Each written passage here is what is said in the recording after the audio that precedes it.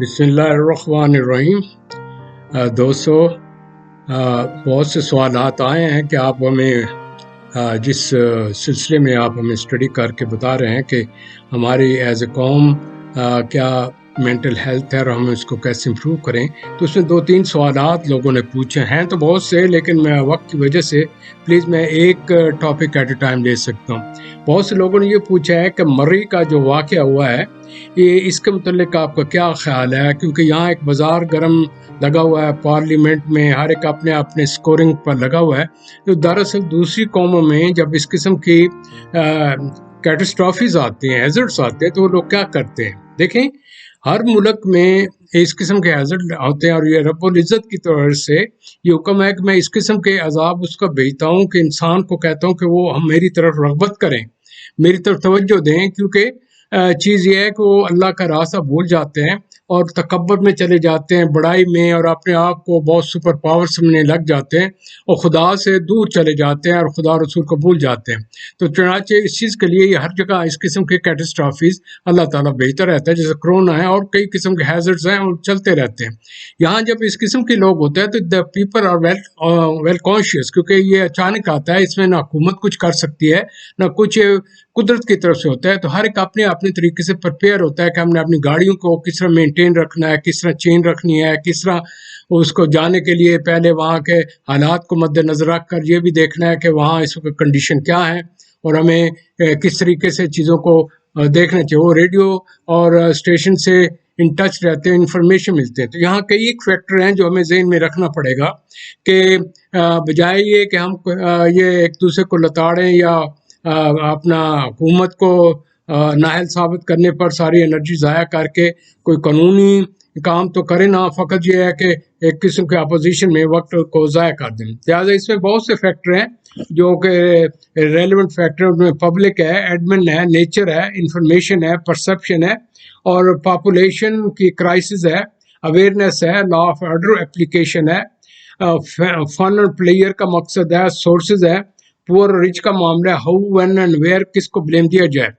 تو سب سے پہلے میں یہ کہوں گا کہ آپ اپنے ذہن میں یہ رکھیے گا کہ جب آپ کسی جذبے میں، کسی چسکے میں چلے جاتے ہیں تو حالات کو فراموش کر کے اندھا دھند اٹھ کے چلے جاتے ہیں۔ میں اس وقت اپنے ان سبھی لوگوں سے مخاطب ہوں جو کہ جوش و جنون میں آ کر یہ نہیں دیکھتے کیا ہونا کیا نہیں، بس یہ ایک پڑوسی چلا گیا تو اس نے کہا جی وہ تو مری چلے گا، ہم پیچھے رہ گئے، ہو اتنا خوبصورت سین ہے، اس کو دیکھتے چلے جائیں کہ اس کی پریپریشن نہیں ہوگی۔ لہٰذا جب وہاں پہنچتے ہیں نہ وہ گورنمنٹ کی سنتے ہیں، وہ اندھا دھند ان کے مقابلہ بازی ہوتی ہے، کون سب سے پہلے وہاں جاتا ہے، وہاں سیلفیاں لیتا ہے اور وہاں جا کے وہ انجوائے کرتے ہیں۔ یہ تمام چسکا امیر لوگوں کا ہے، کیونکہ غریب کے پاس تو اپنا پیٹ پالنے کے لیے وقت نہیں ہے۔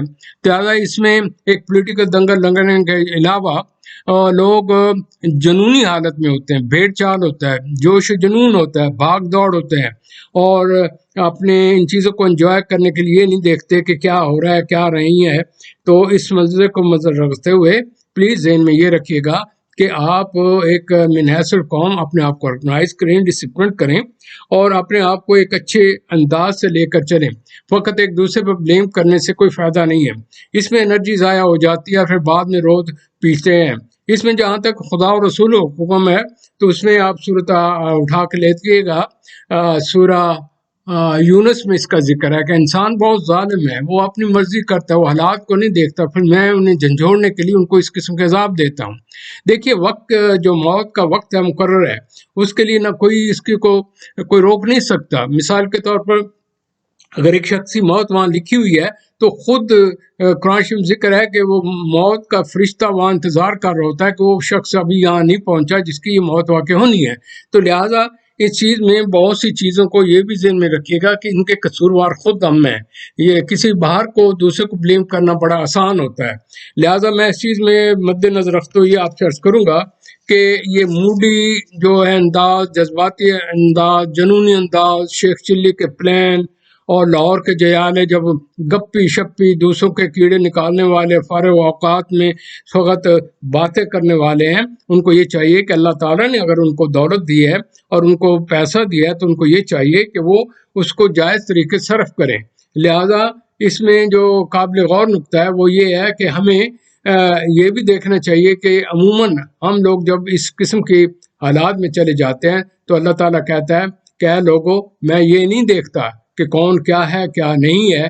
تو اس میں جو قابل غور نقطہ ہوگا کہ خدا تعالیٰ کا جو حکم ہے کہ اس قوموں کا ذکر کیا گیا ہے، قوم ہود، قوم نوح، قوم شعیب، قوم لوط، یہ سب جتنی بھی قومیں تھیں ان میں یہ تھی کہ جس وقت ان کے پاس پیسے کی فراوانی آ جاتی ہے تو ان کی عقل کے اوپر پردہ پڑ جاتا ہے، اور ان کو سمجھایا جائے تو جوش و جنون میں ان کو کچھ سمجھ ہی نہیں آتا کچھ کہ ہم نے کیا کرنا کیا نہیں کرنا. فقط یہ ہوتا ہے کہ دوسرے نے یہ غلطی کی، ان کو یہ کرنا چاہیے تھا، ہمیں یہ کرنا چاہیے. ایک تو یہ چیز ہے. دوسرا یہ ہے کہ جو جوش و جنون میں جب انسان آتا ہے تو عقل وہاں استعمال جب نہیں کر سکتا تو وہ اس کو سمجھ نہیں آتی کہ میں کیا کرنا ہے کیا نہیں کرنا، تو لہٰذا اس چیز میں وہ اپنے ہی ایک دھن میں چلا جاتا ہے اور اپنے ہی سلسلے میں چلا جاتا ہے، اور پہنچنے کے بعد پھر اس سے کوئی سبق حاصل نہیں کرتا. ہماری یہ بدقسمتی یہ ہے کہ اس قسم کے آئے دن واقعات ہوتے ہیں. جسے واقعہ ہوتا ہے وہ جی اگر مجموعی طور پر ہو گیا، جیسے زلزلہ آیا تھا تو پوری قوم جی اللہ اللہ کر رہی ہے، جو ہی مہینہ 15 دن ختم ہوئے پھر وہی پرانی روش. تو میرے عرض کرنے کا مطلب یہ ہے کہ اگر ہم آپ لوگ سوچ سمجھ کر قدم اٹھائیں اور بجائے جنون میں جانے کے اور بجائے ایک جذباتی لڑکپن کے انداز میں اور سوچوں سے بے نیاز ہو کے بھاگم بھاگ میں چل نکلیں، یہ بھی دیکھیں ہمارے ساتھ بچے ہیں، ہمارے ساتھ عورتیں ہیں، اور کوئی تیاری نہ ہو اور کہہ دیں جی یہ تو حکومت نے کیا. تو حکومت نے تو اس کا موت کا وقت مقرر نہیں کیا ہوا، وقت جو ہے موت کا وہ اللہ تعالیٰ نے کیا ہوا ہے. تو میرے عرض کرنے کا مطلب یہ، اس میں نے جب اسٹڈی کیا تو مجھے کچھ اس طرح محسوس ہوا کہ یہ بہت پرانا سلسلہ چلا آ رہا ہے رب العزت کی طرف سے، کہ جب لوگ اپنے راستوں سے چلے جاتے ہیں تو اس قسم کیٹسٹرافیز ہو جاتے ہیں، اور جو ان آرگنائز نیشن ہوتے ہیں وہ اسپیل اور جنون میں خدا کو بھی بھول جاتے ہیں، گورنمنٹ کو بھی بھول جاتے ہیں، لا کو بھی بھول جاتے ہیں. بدقسمتی سے ہمارے ہاں لا کی کوئی پوزیشن ہی اس قسم کی ہے کہ یہ کوئی آج کا واقعہ نہیں ہے. یہ جو بھیڑ چال جو ہمارے ہاں چل رہی ہے اور اس قسم کے جو واقعات ہو رہے ہیں، اس میں قابل غور یہ ہے کہ جس ملک میں لا اور قانون کی کوئی اہمیت نہ ہو، لا اور قانون کی اہمیت جو ہے ڈیپینڈس پون دا اس شخص کی عمر کیا ہے، اس کا پیسے کتنے ہیں، اس کے پاس دولت کتنی ہے، وہ کتنے اس کے ذرائع ہیں. تو اس چیز میں نے یہ نوٹ کیا ہے کہ جو رچ لوگ ہیں وہ ایک جرم کر کے اس کے بعد انہیں پتہ ہوتا ہے ہمیں کوئی پکڑ نہیں سکتا. بدقسمتی سے ہماری جو وسٹ عدالتی سسٹم ہے، اس نے اس ملک کو اس تباہی کے دہانے پر لے آیا، اور یہ ملک کبھی نہیں ٹھیک ہو سکے گا جب تک کہ یہ لوگ ان کی اصلاح نہ ہو. جہاں کی جوڈیشری کا یہ حال ہو کہ سپریم کورٹ اپنے ہی جج کو بچانے کے لیے وہ قانون جو ہے اس کو نظر انداز کر دے صرف اپنے دوست کو، اپنے جج کو بچانے کے لیے، تو وہ کیا امید رکھی جا سکتی ہے؟ وہ تو اس قسم کے جو بائسڈ اور فیوریٹزم کرنے والے جوڈیشری ہوگی اس کی تو قیمت ہی کوئی نہیں. وہ دنیا کو کیا میں سے یا عوام کو کیا وہ دے گی، انصاف دے گا؟ یہی حال ہے کہ یہ جو بڑی بڑے دو آپ کی پرانی صدیوں سے چلی آ رہی ہیں پارٹیاں، انہوں نے خوب مال کمایا، یہ انہی کے لوگوں کے اپوائنٹڈ ہیں، اور وہ ان کو بھلا کون ہاتھ لگا سکتا ہے؟ پھر ان کی جڑیں بڑی لمبی ہیں، پورا ملک کی کرپشن کا سے دوچار ہے. تو اس سلسلے میں جہاں کوئی واقعہ ہوتا ہے، لاکھ نئی گورنمنٹ ایک نیا سلسلہ لانے کی کوشش کرے، 70 سال کی جو گندہ ختم کرنے کی کوشش کرے، فوراً وہاں سے بہترین طریقہ ہے ان کو جی بیل دے دو. بیل دینے کے بعد پھر اس کے بعد وہ آزاد ہے، پھر وہ اپنا وہ تمام زور لگاتا ہے کہ ملک کو کس طریقے سے مزید ٹکڑے ٹکڑے کرنا ہے، کیسے اس میں یعنی کہ پروگریس نہیں ہونے دی. یعنی کہ قابل غور نہیں ہے کہ ایک شخص جو کہ مجرم ہے، پرائم منسٹر ہے، ان کو نکالا بھی نہیں کورٹوں نے، اب اس کو سیو کرنے کے لیے وہ 8000 طرح طرح کے طریقے ڈھونڈتا ہے. کبھی یہ جی فلانا خط آ گیا، کبھی جی یہ میری میڈیکل رپورٹ ہے، کبھی کچھ. میں نے دیکھا وہ میڈیکل رپورٹ تو میڈیکل تو نہیں ہے، وہ تو اس کی سائیکولوجیکل سٹیٹ ہے، ایک نفسیاتی سٹیٹ ہے کہ اس کی یہ ذہنی کیفیت ہوگی. بڑا یہ کمال کی بات ہے کہ مجرم کو سزا دی جائے اور وہ کہے جی مجھے تو ڈپریشن ہوتا ہے جیل میں جانے کا. وہ جی مجرم یہ کہہ رہا ہے کہ مجھے تو اس قسم کے کھانے چاہیے، اس قسم کے ہے، میری بیوی چلی گئی ہے تو مجھے کوئی اس قسم کے سبسٹیچیوٹ چاہیے. عجیب ہی قسم کا تماشا، اور پیش کرنے والے بھی وہی ہیں. پھر طرح طرح کے خطوط، طرح طرح کے جو پرانے وکیل ہیں جن کو انہوں نے بیکنگ کی ہوتے ہیں، ان کی سپورٹ لے کر آئے دن کوئی نہ کوئی چکر چل رہا ہے. ریزلٹنٹلی دونوں پارٹیاں مل جاتی ہیں. جب ایک موقع ملتا ہے یہ پکڑے جائیں گے. وہ کہاں سے پکڑے جائیں؟ اس کو پکڑنے والے جو ہیں وہ تو خود اس کے حصے دار ہیں، وہ تو انہی کے اپوائنٹی ہیں، ان کو تو انہی لوگوں نے ہیلپ کی، انہی کی وجہ سے اپوائنٹمنٹ پر یہاں آئے. جس ملک کے اندر ایک مافیا ہم ڈرتے تھے کہ کہیں یہ جو آرمی ہے یہ بڑی اسٹرانگ ہے اور کرپشن لے جاتی ہے، لیکن میں نے یہ دیکھا یہ جو جوڈیشری اس سے ورسٹ ہے اس وقت، کہ یہ اس ملک کو کرپشن کی اس اسٹیج پر لے کے جا رہی ہے.